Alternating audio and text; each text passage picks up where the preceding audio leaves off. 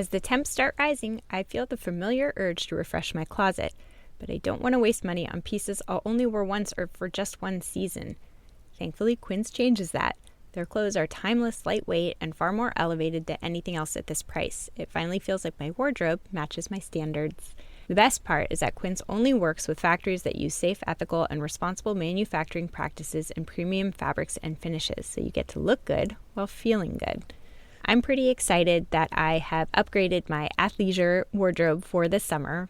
I bought a sweatshirt and a pair of wide-leg flow pants that are two of the softest items I own, and I plan to live in them. So join me in giving your summer closet an upgrade with Quince. Go to quince.com/POTC for free shipping on your order and 365-day returns. That's QUINCE.com/POTC to get free shipping and 365-day returns. Quince.com/POTC. I saw a funny TikTok reel that was just a snap of a girl saying, "Strict parents make sneaky kids." And I think that kind of sums it up. There are kids who sort of by temperament are eager to please and compliant, but then there's everybody else. That was Emily Kline on Psychologist Off the Clock.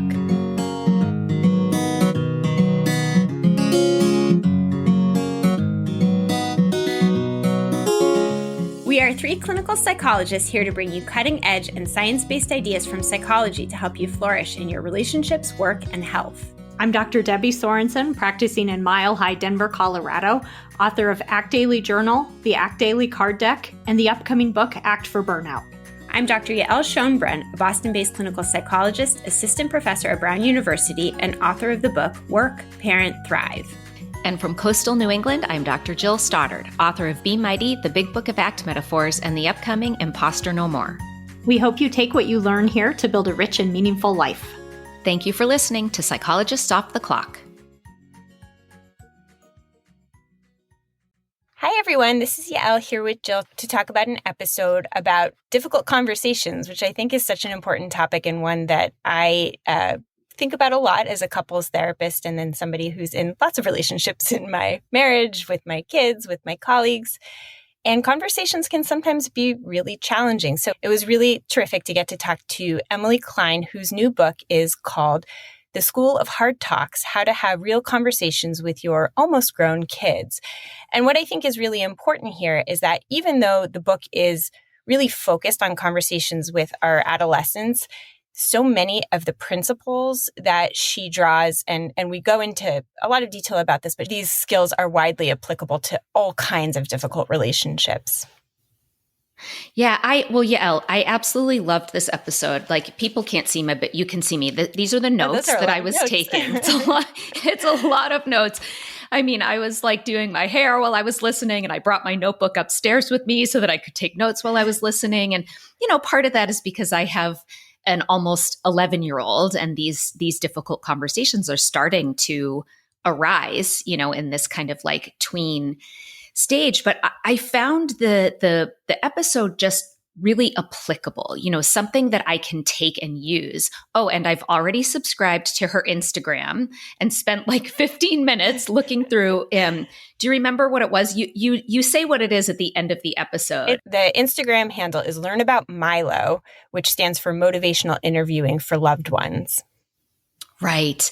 And I already started delving into a bunch of their reels. And I mean, I think this is going to become a huge resource for me. And one of the things I wanted to ask is, as you just mentioned, these principles don't just apply to teens, or don't just apply to parent-child relationships, but to your couple relationships, et cetera. But I was curious, since you're a parenting expert too, if you think the principles are the same even for younger kids, or if there are things that would need to be modified. So one thing specifically she talks about, after going through several steps in terms of the best way to go about having these conversations, there's sort of a piece where she says something to the effect of, ultimately this is up to you, or ultimately this is your decision because I can't follow you around all day. And she might say, might express like what my concerns are, but kind of ultimately it's up to you. And And I was wondering, would that be the same tact, do you think, with someone who, for example, I have a recently turned 9-year-old where it feels like there needs to be a little bit more direct. Like, so you guys talk about the hygiene thing, the trying to get kids to have good hygiene. I have a hard time getting my kid to brush his teeth. And would that be something where I might say, like, listen, ultimately, this is up to you. I can't follow you into the bathroom and hold the toothbrush for you. What are your thoughts on that? So I think that that's a really great question. And I do think that the way that we talk to a 2-year-old is obviously going to differ than how we talk to a 17-year-old. And obviously there's gradations in between with your 9-year-old.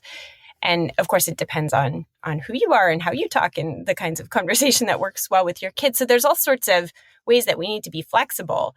But the fundamental thing that we're getting at is that we want to acknowledge that our kids, regardless of their age, right? Like even in infancy, humans have some agency and we're driven to want some agency. That is true at every age. And I just wanted to mention this terrific book that just recently came out. The author is Adam Benferrado. He's actually a legal scholar, but the book is called A Minor Revolution: How Prioritizing Kids Benefits Us All. And what was so interesting about this book, because it's not something I typically think about, like you think about children's rights as an issue of like the 1900s, but he argues that it is still an issue and that we need to be more attentive to the reality that often we overlook children's rights, that we neglect to see them as a whole person who has agency and desires that might differ than ours. So and I just think it's a really important thing to be thinking about. And I really recommend this book. But to get back to your question, I think that we can acknowledge and really be explicit about the agency and the rights that our 9-year-old has, just the way that we would with our 17-year-old, but also maybe be firmer about the consequences. And Emily talks a lot about this, that the goal of her book is not to say, oh, well, you have agency and I can't control you and therefore go do whatever you want. That isn't at all her message. It's more to recognize that by being explicit about our recognition that our child at whatever age they are has agency, that we can do a couple of things. One is to foster the connection between us, right? Because when we acknowledge that other people have agency, it's actually good for our connection. And that turns out to have a good amount of leverage. So if I acknowledge to my partner, like, I can't control what you do, and I respect your right to make those choices, that makes them feel more likely to turn towards me. The same thing goes with our kids, again, at every age.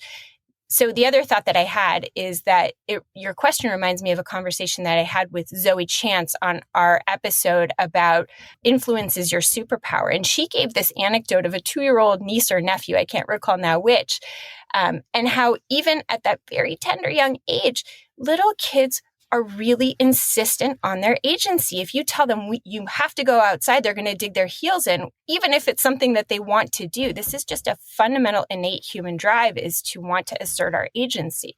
And so when we do that, the paradoxical thing is we end up having more influence with our kids, often because we've nurtured that connection. So it's in part recognizing their agency, nurturing the connection. And I do think as a parent, it is about being clear about the consequences, both the consequences that they're going to face in their own life, based on the choices that they make, but also that we have consequences that are established in the household. Right. And I liked the way she tied talking about consequences to the kids' personal values, because, some consequence I impose, like taking away your iPad or something, may not really be tied to whatever it is that we're talking about. But if I'm talking about, maybe the consequences to your relationships at school, and I know that's something that really matters to my kid, that may be a more effective way to motivate behavior change. 100%. And I think that one of the things that's important there is to make sure that you're not getting into what can be experienced as manipulation with your kid or whoever your communication partner is. Because, for example, it can feel manipulative in certain cases if you use your relationship. Like, if you don't do this, then I'm not going to want to be close to you or to give you certain things for your birthday or what have you. And that is why using the values instead can be so much more empowering, because I know that this is important to you. And implicitly, you're both communicating consequences and you're communicating their agency. Like, I see you as an independent person who has their own preferences that sometimes aren't going to align perfectly to mine. And I respect that. And again, if you can sort of allow for that, it helps the other person want to lean back into the relationship with you, which is ultimately, I think, what we all want. I mean, we both want our kids to behave in certain ways for their health and success in life, but we also want to nurture a relationship, an ongoing relationship with them. Those are both important things to be thinking about as we're having these hard talks. Yeah, and it may not always feel like it, but our kids want to have that with us too. That is a really important note to end on. So we hope that you get a lot out of this conversation that I had with Emily Kline. Stay tuned to the end because we go through lots of really relatable clinical examples, and she offers language and principles that we can each use in the hardest kinds of conversations that we have in our close relationships. Emily Kline is a clinical psychologist and assistant professor of psychiatry at Boston University School of Medicine. She is the author of The School of Hard Talks, How to Have Real Conversations with Your Almost Grown Kids, and the creator of The School of Hard Talks Online. She's published dozens of articles appearing in a range of peer-reviewed scholarly journals, textbooks, and popular magazines, and has spoken with audiences all over the world about mental health and interpersonal communication. And I also love the last sentence of her author bio in her book, which is that Emily lives with her husband and children who graciously beta test her experiments in family communication and a dog who can't be reasoned with at all. Welcome, Emily. Thank you. Your book is awesome. You asked if I would be willing to blurb it, and the request came at a time when I was extremely busy. And so I was like, I'm not really sure. But then I picked it up and I couldn't put it down because it was so good. So I just want to start off with a huge compliment to making a real wealth of information so accessible and fun to read. And I also want to note that even though your book, The School of Hard Talks, focuses on conversations with kids, I'd argue that it's really applicable for having hard conversations with anyone, partners, colleagues, friends, extended family members. And I don't know if you get that feedback from others, but it really felt true to me as I was reading it. That's such a huge compliment. Thank you. And yes, my husband is like, this could be like the chicken soup franchise in the 1990s. Remember that? It's like you have hard talks with coworkers, hard talks with your parents, so maybe I've poured all of my experience and my wealth of clinical knowledge about working with teenagers and young adults into this book, but these principles aren't limited to teenagers or young adults at all. Yeah, they're just a really good example of a population that's hard to talk to, but it's the skill that can really be transferred to lots of different target audiences. All right, so the skill is based on this adaptation from the therapy room. So you take this treatment called motivational interviewing and the skills that we build as clinicians in motivational interviewing and adapt them for use with adolescents. And the guiding principles, and I'm going to quote from your book, are recognition of your child's personhood and inner world, curiosity about their experiences, and optimism about the possibility of meaningful conversation and mutual understanding. So I want to start with this broad question. What if you don't believe those things are possible with your adolescent or with whomever it is that you're trying to have a hard conversation with? That is a big question. I guess my own curiosity kind of swells at that question. Like, well, why not? Help me understand that. What has made it so that you feel so hopeless about this situation? And a lot of the times when I work with parents, they grapple with their own ambivalence as we work through these ideas, where they're like, okay, that sounds good, but there's no way I could pull off talking like that, or I don't know if that would work with my kid. And I just try and kind of model the skills that I talk about in the book in those moments, because I really do believe in them. I reflect their ambivalence. I say, sounds like you're not really feeling it. Maybe this part isn't for you.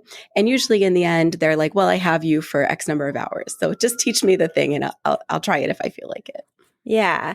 And I guess the thing that I was specifically thinking about was this last piece of optimism about the possibility of meaningful conversation and mutual understanding. Because if you've had this, protracted history and set of experiences with a child or anybody else where it doesn't feel like they want to enter into that space with you, it's like a learned helplessness thing where you begin to feel this sense of, well, why would I bother to try if I'm just going to get electrocuted, kind of metaphorically speaking.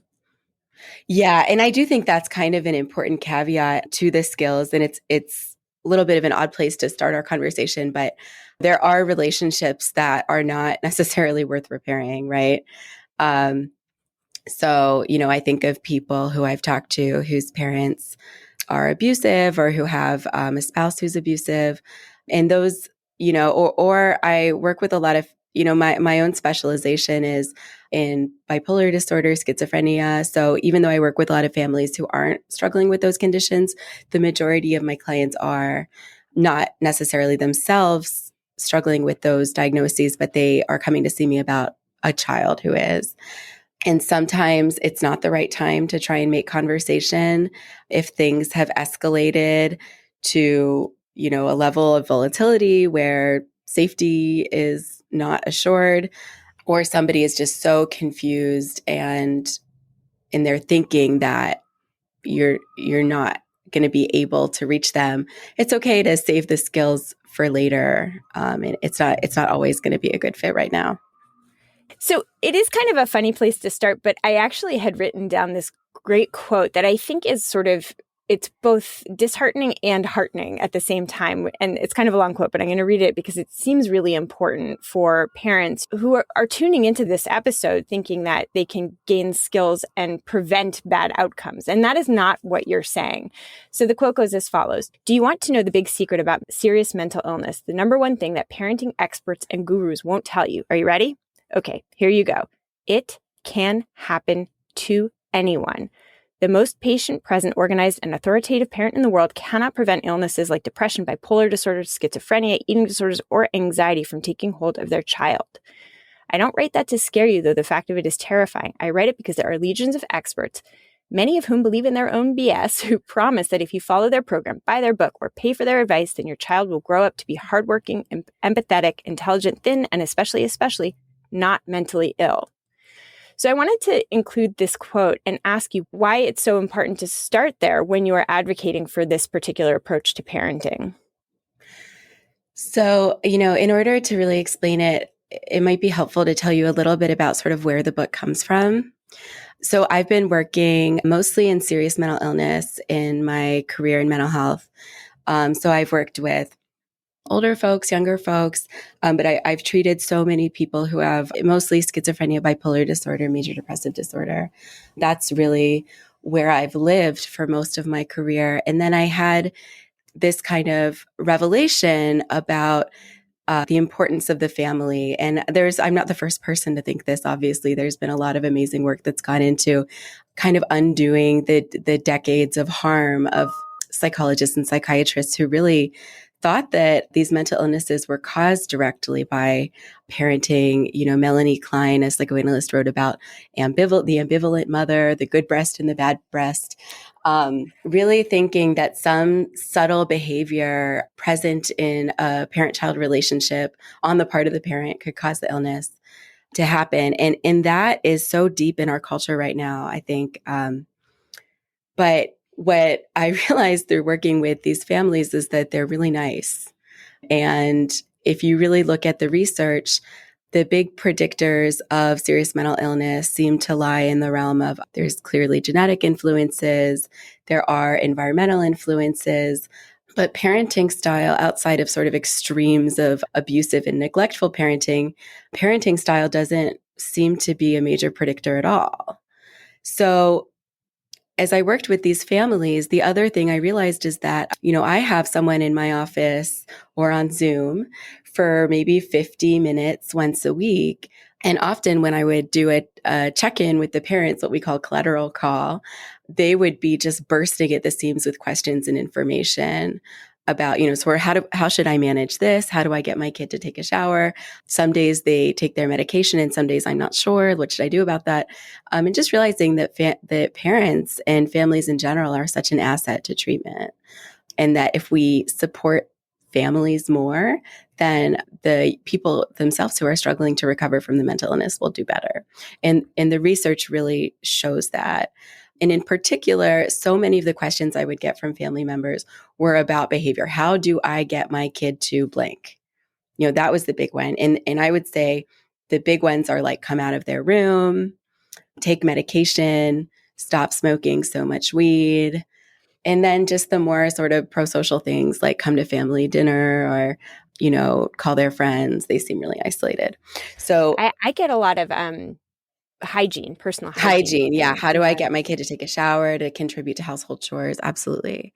So I realized that if the person themselves was in front of me, I would use motivational interviewing. That's my tool set for this kind of challenge. But I didn't have the person in front of me. And yet the parent was with them all day long. So I thought, okay, can I teach the parent this skill set? And I got a series of research grants to actually be able to explore that question through clinical trials. And it was really successful. The parents loved it. They saw a lot of benefits. And the more parents I worked with, the more they said, well, I really wish I had learned this, for my other kids. Like, these are just really useful tools that you've given me. And why did I have to go through this horrible experience of my child having schizophrenia in order to learn these basic communication skills that are just so helpful in life? And so I kind of ran with that and started working with families with more typical concerns. And the book really grew out of that, kind of what would be helpful for everyone to know, even though I had started kind of in what I call the deep end of mental health with these families really going through a crisis. Yeah. Well, and so one more question before I move on to get into the particulars of what motivational interviewing and teaching that actually looks like, which is this piece that is what we call expressed emotion. So this is an interesting area of research that I think historically has gotten misunderstood. And you talk about it in your book. And I wonder if you could share what we know about expressed emotion and how that can actually empower parents. With that the danger is in blaming them, but actually we can see this in a more empowering way. Yeah. So I don't know if your listeners will be familiar with expressed emotion. Some of them probably will be. I often get really funny looks at a conference if I bring up expressed emotion because it's seen as sort of retrograde, like, like it got tossed out alongside the schizophrenic mother. But what expressed emotion really refers to is a quality of communication that refers to communication that is, well, negative expressed emotion is communication that is high in criticism and high in over involvement. So those are kind of the two main facets of negative expressed emotion. And I'll give you some examples of what that might look like. It's if somebody, you take your orange juice cup out of the cupboard and somebody says, oh, don't use that one for juice. That's the wrong one for juice. And then you pour the juice and you go, do you really need that much? And then you just go, oh, it's so stressful just to watch you in my kitchen. Let me just do it for you. Right. So it's not necessarily mean, but it is critical and it's over involved. This inability to kind of distance oneself from the behavior. And I myself have a lot of expressed emotion toward my kids. Like, I'm not above this quality, right? Like, if one of my kids is struggling in school, I find it really hard to concentrate at work. I find myself getting really emotionally over involved with that. Like, I cannot compartmentalize. So I think it's a really natural state of mind, especially when your kids are struggling. But what the research shows is that families who are high in expressed emotion, whose child is going through a major mental illness, and this research actually started in schizophrenia, but has been replicated in lots of different areas like anxiety, eating disorders, and even non-psychiatric illnesses like diabetes and epilepsy, shows that parents who are high in expressed emotion are more likely to have kids who struggle more, have a tougher course with recovery. And I think the reason for that is not any magical quality. It's that it's a stressful way to be. It means there's a lot of stress in the house. And also that there may be a lot of power struggles going on between adolescents or young adults or even all grown up adults and their parents. And those are stressful and often don't bring out your best thinking, no matter who you are, on both sides. But the concept of expressed emotion really came to be associated with like the schizophrenic mother and other ways of kind of blaming parents for their kids' problems. But I have a more optimistic read of it, which is that if we can recognize our own tendencies toward expressed emotion, and learn to kind of check that, cope with it in a healthy way, and try and get a little bit more distance, try and rechannel all of that energy into something else rather than, fixing everything your kid does. That is actually an empowering thing for parents to know, and potentially an important thing for parents to know. And if we choose to withhold this line of research from people in sort of a paternalistic way, that's sort of just as bad as blaming parents for their kids' problems. Yeah. And I really do think that it can be more bidirectional than we realize. Because if you have a kid who has a predisposition for illness of various kinds, schizophrenia, bipolar depression, anxiety, you may be compelled to be more in that caretaker management role. And so it kind of makes sense that you would have higher expressed emotion. I mean, the example that you gave is so apt, because when your kid is having a hard time, that is when you notice your expressed emotion growing. And that's certainly the case for me, right? Or when I'm having a harder time, it's sort of my own emotions detached from my kids. My own emotions can sort of come out stronger with them. It's like this way of where our emotions kind of get out of our control, and we feel like to get back in control, we sort of amplify and get into this more controlling managerial role. And recognizing that that's happening and then making more deliberate decisions about how to respond to our own internal experience, I think is so helpful. And that's why I really love how you frame it in the book. Yeah, it is hard. I mean, when somebody's kid is in crisis, you really do have to take over. It's not expressed emotion to say, we need to take you to the hospital, or you really need to take your medicine, or, the amount of drugs and alcohol that you're using is really unhealthy and we have to figure out how to reduce. I mean, that's not expressed emotion. That's being a good caregiver. But then what's really hard is that, eventually you do have to hand control back over. Well, that's a really nice segue into talking about motivational interviewing and sort of the central core tenets that you're bringing into this space. Because, all right, so how is motivational interviewing helpful? Should you have a child who might be doing things that are dangerous, taking substances, expressing suicidal thinking, not taking care of their bodies? In what ways does motivational interviewing help us in the face of the fact that we're going to have big feelings and worries and a desire, an appropriate desire to really monitor the safety of our kids? So here's a conversation I've had a lot of times. When parents know that their kid is doing something self-destructive or just unhealthy, they say, well, I can't have that. I'm just going to have to put my foot down.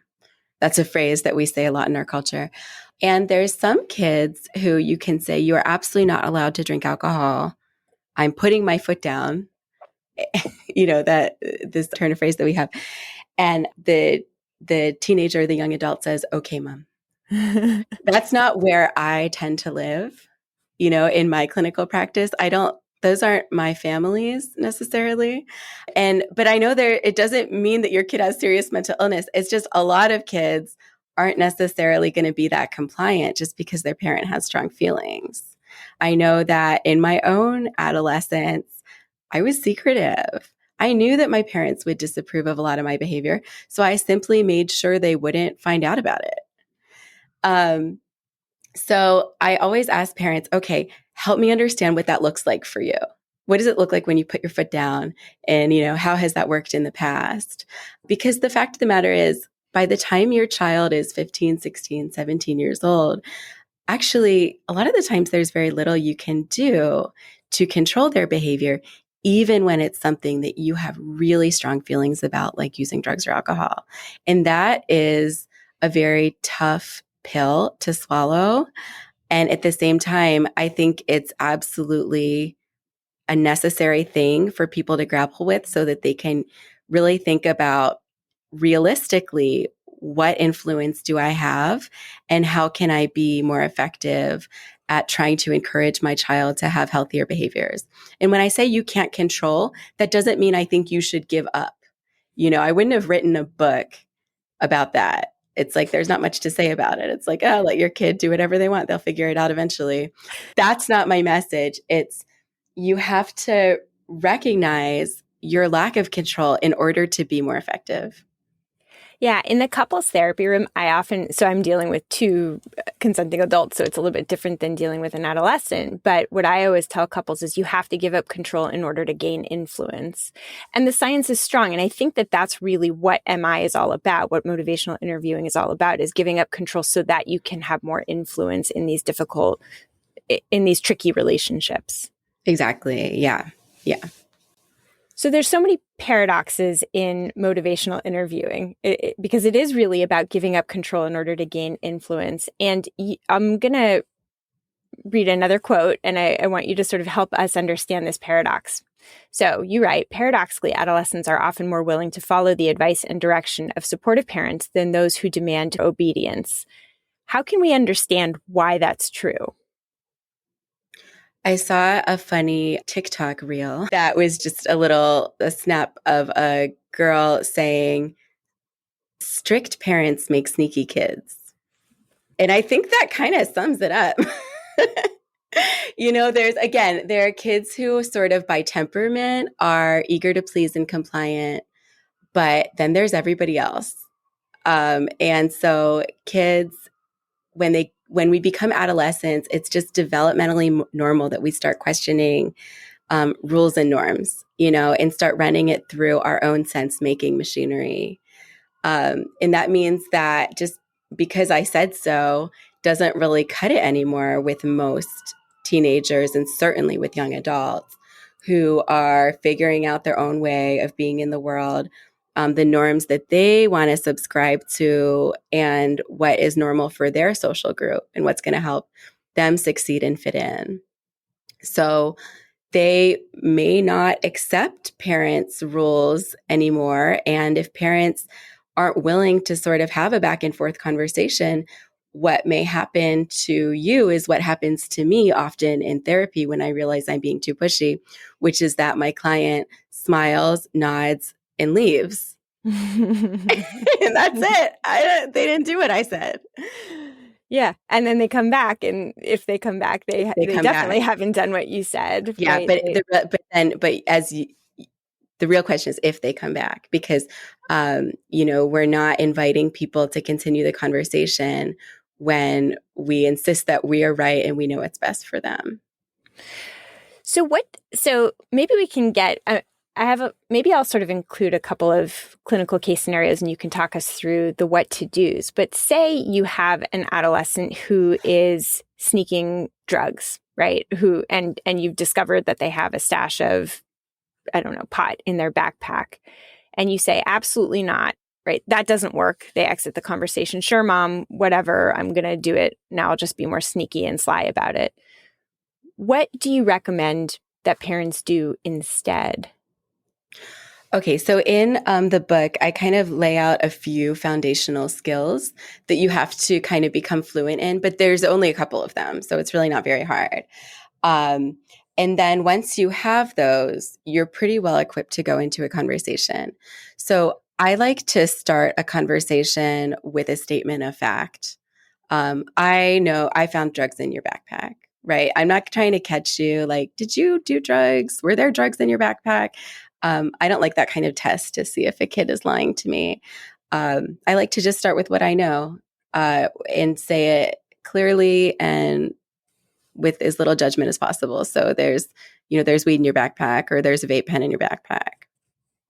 And just see what they say, right? We'll just start there and then stop talking and see what they say because they may say something interesting or at least, anything they say is going to be, should be interesting to you. Because even though you have strong feelings about this and you really don't want them doing it, and by the way, I really don't want my kids to use marijuana when they're adolescents. That is something I'll feel strongly about. I know this is another sort of one of my research interests, and I feel really strongly about it. As a quick aside, why? Oh,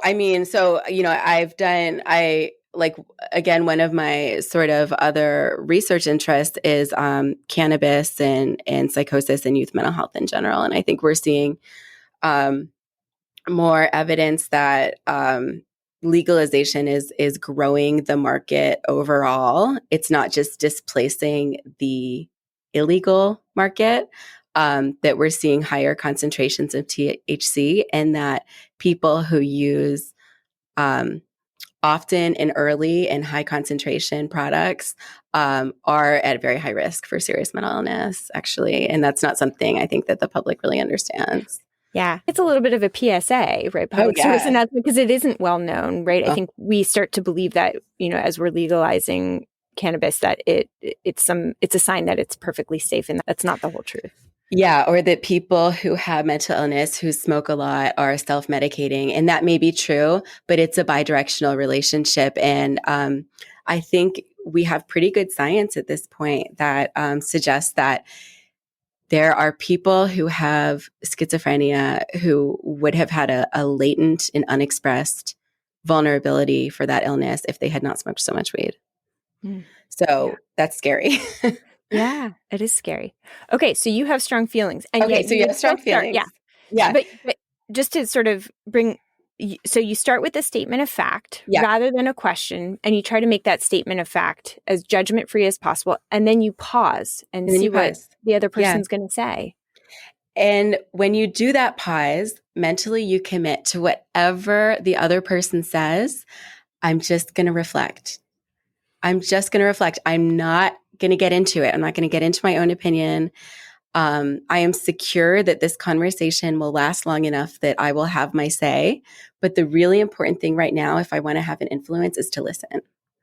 So you say your statement of fact and you stop talking and you mentally commit that whatever your kid or young adult says about this, I'm going to reflect. So they might say, okay, so you were holding it for a friend, whether I believe that or not. Or I say, okay, so for you, this feels really normal. It's something that everyone in your peer group is doing. Or it was the first time you ever tried it. Okay. And usually a good reflection will encourage someone to keep talking. Not always, but usually. And you get to learn more. And the reason that it's important to learn more is a couple things. One, because the advice that we give has to be tailored to the situation. If I just walk into the room and say marijuana is bad, you shouldn't be using it, it's dangerous, it can cause mental illness, and you could incur all kinds of other consequences because it's not allowed in school, it's not allowed in sports, blah, blah, blah. I might not be giving information that person doesn't already know, or I might not be sort of tailoring my information to the actual question or concern that person has. So let me just keep going with this example. So say my kid is actually using a lot of marijuana and they know it's bad for them and they can feel that it's affecting their mood and they're very worried about getting caught and getting in trouble at school, but they're having trouble cutting back. Or say the opposite, that this is not something that my kid is into, but they truly did just try it for the first time. Those are different. My advice for those two kids is actually going to be pretty different, right? And if I don't listen long enough to know that difference, I'm not going to be giving and appropriate and helpful advice. So that's one reason that it's important to listen. The other reason it's important to listen is to enhance my own credibility. We listen to people. It's kind of maybe like a narcissistic facet of human behavior or something, but we think people are smart when they understand us. Right? Yeah. This is related to this point, which is that as parents and as partners, we often think we know exactly what the other person is thinking, feeling, what they're going to say before they say it. And I think that there is some narcissism to that. Most people are more interesting and surprising. Not to mention, it feels insulting to have somebody say to you, I know what you're going to say before you even say it. It feels diminishing. So there is something that is just going to help with the connection if you listen deeply. It's a big principle of sort of mindfulness, and my limited understanding of Buddhism is to try and maintain that beginner's mind mentality that I don't really know everything about this person. And I can always ask myself, what have I never noticed before? And I think that that is something that I tried to write about in the book because it restores, I think, an important piece of parenting. And I think when we raise our kids from being little and we've fed them almost every meal of their life and we've wiped their butts, for the first 3 years of their life, it can feel hard to be surprised by this person. But it's really lovely to actually be surprised by your kids and to try and cultivate an unknowingness about them. When mom said to me, this is one of the parents who was in one of my studies, she said, wow, I keep looking for the teachable moments when I should really be looking for the listening moments. When can I learn something about him? Yeah. I so feel that. And honestly, it's one of my favorite parts about parenting and something I think about a lot when I'm doing parent coaching myself is that, to cultivate that sense of wonder with your child is so much fun as a parent, right? Sometimes they say the weirdest, most surprising things. Sometimes they say the most wise things. And you're like, I gave birth to that person? That's amazing. And, sometimes you're disappointed. You're like, oh, where did that come from? And it's eye-opening, I think, to cultivate that sense of curiosity and wonder. And we don't do it enough with our kids or with our partners, I'd also argue. Yeah. Yeah. It's harder with your partner sometimes even than with your kid because kids are always growing and changing. But yeah, I can see, sometimes I am working with people who I say, okay, so, this would be a good time in the conversation to ask a question. And they do say, well, I already know what she'll say. Yeah. And that is, that is, like you say, it's diminishing and it's very pessimistic. But I think, like you said, it's a form of learned helplessness that people are anxious about. Questions make everybody anxious. I teach a lot. Because it breeds uncertainty and we don't like Yeah. uncertainty. And the questions are hard to ask, when you're teaching. And I give lectures to medical students and the residents and the psychology students at BU. And I go in, I ask a question. I might be standing for a couple of minutes, not minutes, hopefully seconds. It feels like hours. Hoping somebody will say something. And the same thing I think happens in our intimate relationships, but even scarier because you're that much more vulnerable.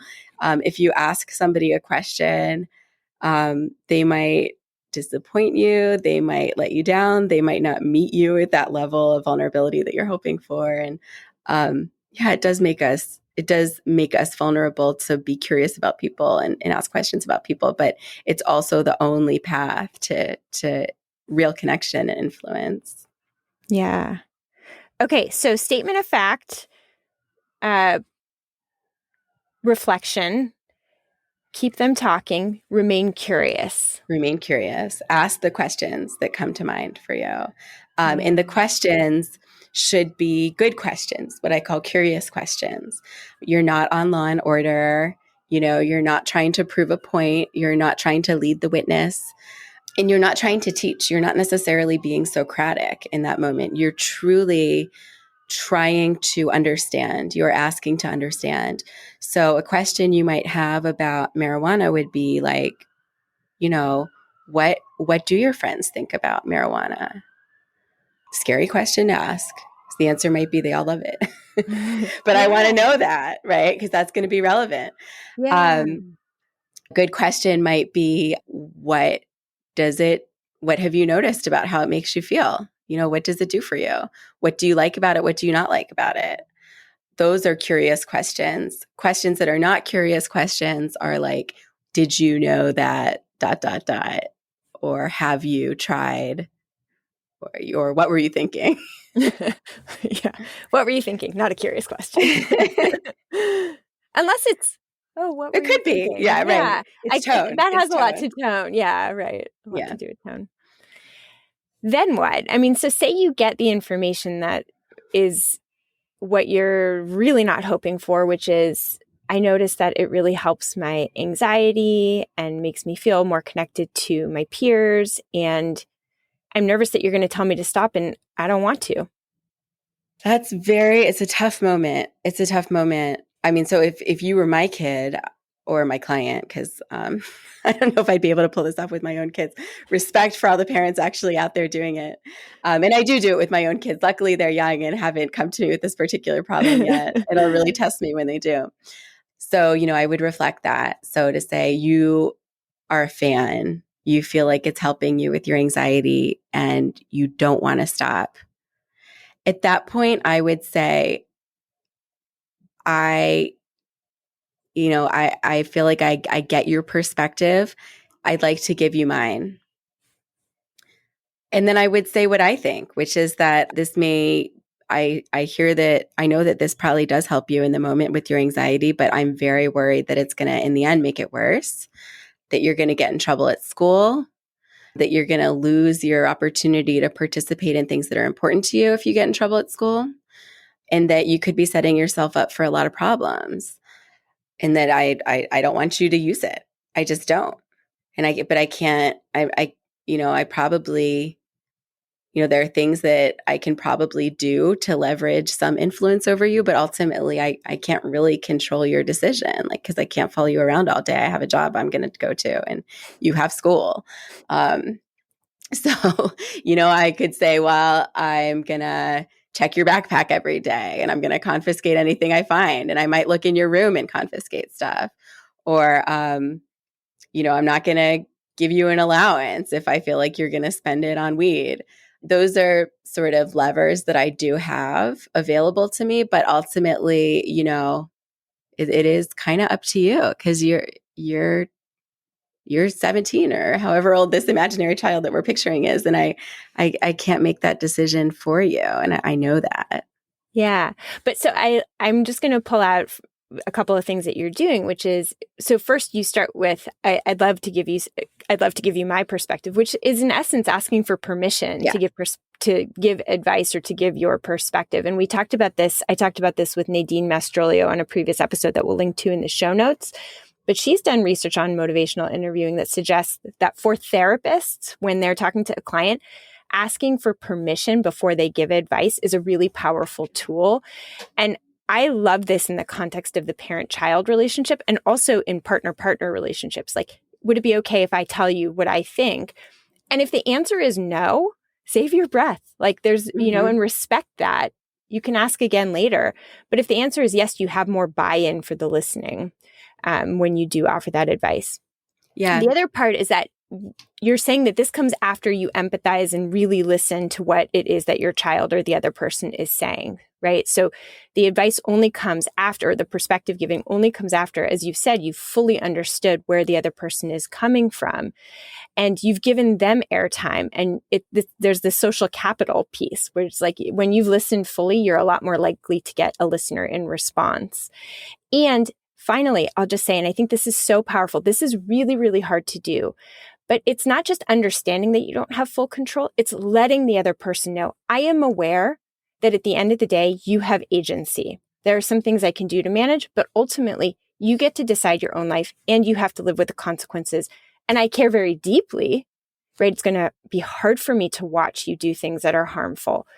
But ultimately, you're going to make that choice. And it really helps the other person to kind of own it, right? They're not fighting against you. You've turned it back into, what do I want to do with my life that's going to be good for me? And given them the opportunity to really own that their choices have consequences, good and bad. The other thing that I tried to do in that kind of little role play was connect my advice to what I was imagining were the values of the person sitting in front of me. So I didn't say, I don't want you smoking weed because it's illegal, because it's going to embarrass me, because you won't get into Harvard, right? Because the child or the teenager that I was imagining sitting in front of me didn't care about those things. They cared about their mental health. They had already told, you said it helps with anxiety. So, clearly this person does value their mental health and thinks a lot about it. And I was imagining maybe they care about something at school or in sports or in extracurriculars that they could lose access to if they are caught with contraband with marijuana. So I tried to really not make the advice center on my own goals and fears, but on the things that are important to the other person. I want to ask a related question. So, for example, with alcohol, would you recommend, or what would you recommend a parent do if you know or suspect that your teenager is going to be drinking? If you might, for example, start by saying, like, here's what I'm concerned about, but would you say something like, if you drink, please don't drive, I'll pick you up? Or how would you handle that? I think it really depends on the kid and on the sort of social norms of drinking around that kid. I certainly, so I'll just be more concrete. So I always think in the micro because I am a therapist and it comes alive for me in the specific individuals. So for a kid who, is curious about alcohol, but there's not a ton of drinking going on around them, it's not that much of a norm for their social group, I might not sort of go there. But for a kid who I sense is drinking, right? And I know that that's likely. I'm thinking of a mom who was in one of my studies whose kid, very typical, like in that town, there's a party in the woods. And this wasn't that mom's first rodeo. It was her third of 3. So she knew the deal. The kids go to these parties at this particular park and they drink. But she really didn't want her youngest going. I would start to think about, for the parent to ask themselves, but also to ask their child and have an open conversation about, like, what are you most worried about? Right? Is it the passage of, is it the cracking open of the beer and the passage of it through the digestive system? Or is it getting into a car accident? Is it being in an unsafe situation where somebody might be like sexually exploited? Is it getting in trouble with police? What is this? Where are the specific fears of harm? And really address those directly. Like, I'm very worried that you will, not have a safe way to get home and that you're going to get into a car with the kid who drives you there, who swears that she's not going to drink, but she does. And kids, die in drunk driving accidents. So let's talk about that. And really to enlist your teenager who's probably pretty smart and can do some problem solving and knows what's realistic and what this party is going to be like better than you do. Enlist them in kind of problem solving around that, to say, I really don't want you getting in a car with somebody who's potentially been drinking. Like, what are your ideas for getting home safely? Because they will have some idea of what that party realistically is going to be like and what will feel like an acceptable solution to them. Maybe to them, calling their mom for a ride does not feel like a good solution because now they've invited a parent to come and see where all the kids are drinking, and they would never rat out their friends that way. Maybe to them, okay, I'm going to preload some money onto an Uber account and make sure you have an app on your phone. That feels like a realistic solution. Or maybe it's, something else, but most of the time we are the experts on our own experience. And when we get into the real details, nobody else can really plan for us. Like, we know better than anybody else will know. Yeah. Oh, I love that. That is so wise and something so hard to remember in parenting because you feel like such the expert. So I want to do one other quick sort of clinical scenario, because so much about what you're advocating is to really work on listening and not push your preferences on your child. But fundamentally, motivational interviewing and to some extent parenting is like about, trying to get our kids to do better for themselves. It's about behavioral change. So how the heck do we use it to get our kids to be motivated to try something new that we do think is important, that they may not think is important? And I wonder if maybe we can just use the personal hygiene as an example. So say you have a kid who doesn't want to shower. They're like a teenager and they don't want to shower. How would you handle that if you are interested in behavior change, they are not? So first of all, I just want to say that kids will do a lot for a good relationship with a parent. If things are constantly kind of in power struggle mode, and you say, hey, go take a shower, they might just say no.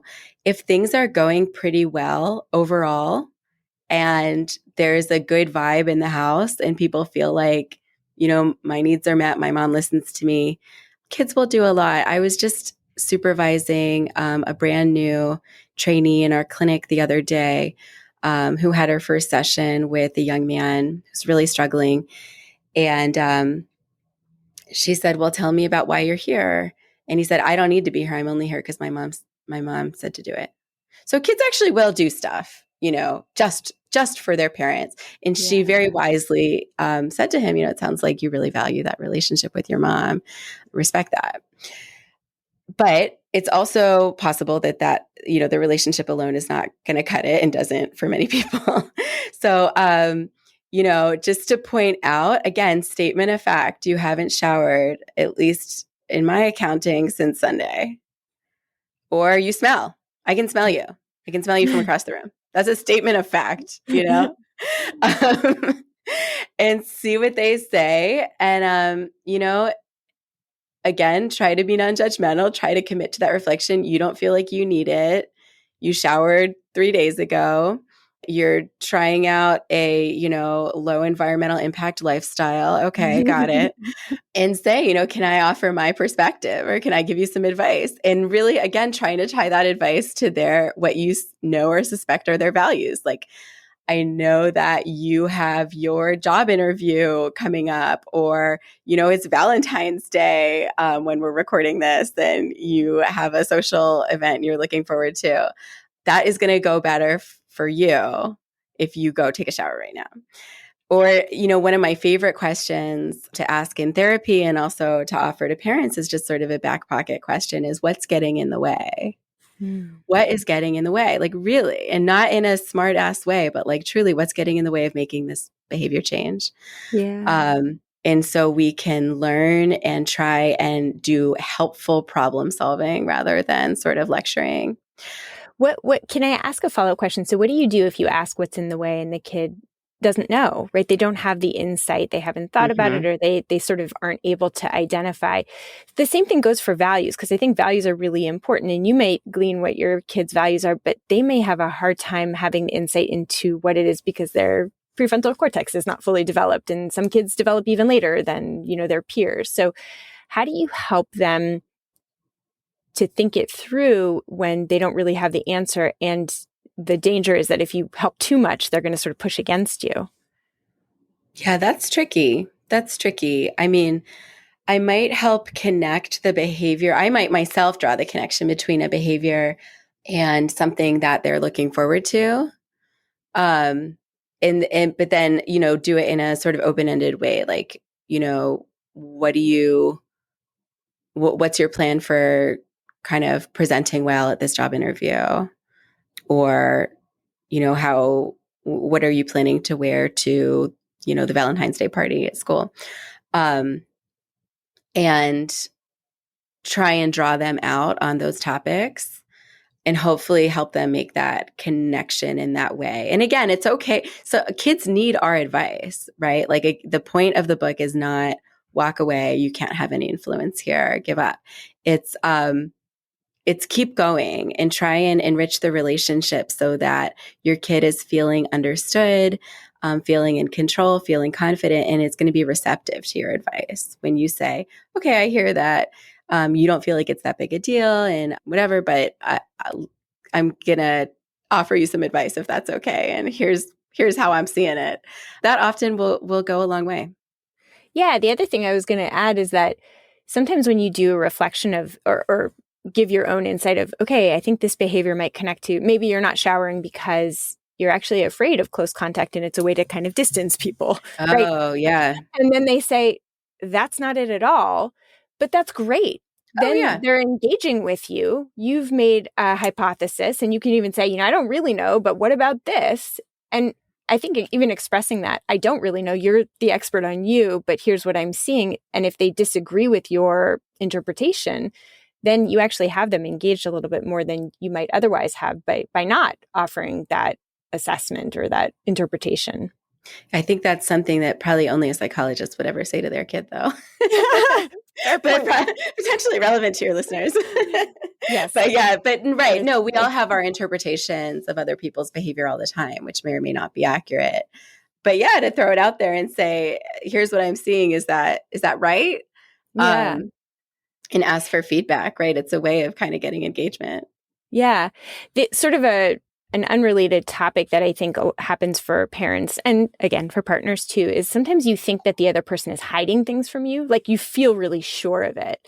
And even throwing it out there, like I feel like you've been keeping things from me, that either you're hanging out with people and not telling me about it, or it seems like maybe there's some behavior that is on the level of substance use or secretive eating or, some other health issue that you're keeping from me. I'm suspecting it. I think this is happening. And then silence and let the other person respond and see what they say. And you can use the same sequence of strategies that you're advocating for in your book when there's something that you think is going on, but you don't really know. That's such a good idea. I'm going to use that because sometimes there's no concrete behavior, that sort of initial statement of fact that jumps out at people, but are, just using an I statement and saying, well, this is what's happening for me is another way of starting a conversation. Yeah. There's so much wisdom in your book. And I just love, I'm going to finish with a couple more things that are just tidbits to get people really interested. But you talk about the goals of discipline. You talk about watching our ratio to build our relationship with our kids, how to apologize, how to be vulnerable, how to help them clarify their values. And in so many ways, again, this book is really a guide for having hard conversations with anyone, including with our adolescents. And I just think it's really powerful. So thank you so much for coming and sharing this wisdom. I think it's going to be valuable for so many people. Where can people go to find out more about you and your work? So you can go to my website, dremilykline.com. You can follow me on social. It's a little bit goofy, but I work with some BU students to kind of demonstrate some of the skills or create reels that, are consistent with themes in the book. Sometimes we act out, a conversation or a role play. Our handle is at Learn About Milo, motivational interviewing for loved ones. Learn About Milo on Instagram or TikTok, or just get in touch with me. I'm not that hard to find. If you go to my website, you can just send me an email. I love your Instagram reels. They're so fun and helpful. So people should definitely follow you there. Thank you so much. And I hope everyone picks up this book and learns to have hard talks more skillfully. Thank you. Hey, Psychologist Off the Clock listeners, I'm going to guess that if you got to the end of this episode, that you also love to geek out about books in psychology. If you don't know where to store all your books and people are already complaining that you talk about this book that you're reading all the time, then why don't you join us once a month to read a book together? If you're interested in joining us, we hope you are. Just send an email to offtheclockpsych@gmail.com and we'll send you more information. Thank you for listening to Psychologists Off the Clock. If you enjoy our podcast, you can help us out by leaving a review or contributing on Patreon. You can get more psychology tips by subscribing to our newsletter and connecting with us on social media. We'd like to thank our strategic consultant, Michael Harold, and our podcast production manager, Jadine Stout-Williams.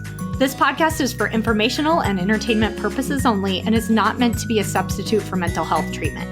If you're having a mental health emergency, dial 911. If you're looking for mental health treatment, please visit the resources page of our website, offtheclockpsych.com.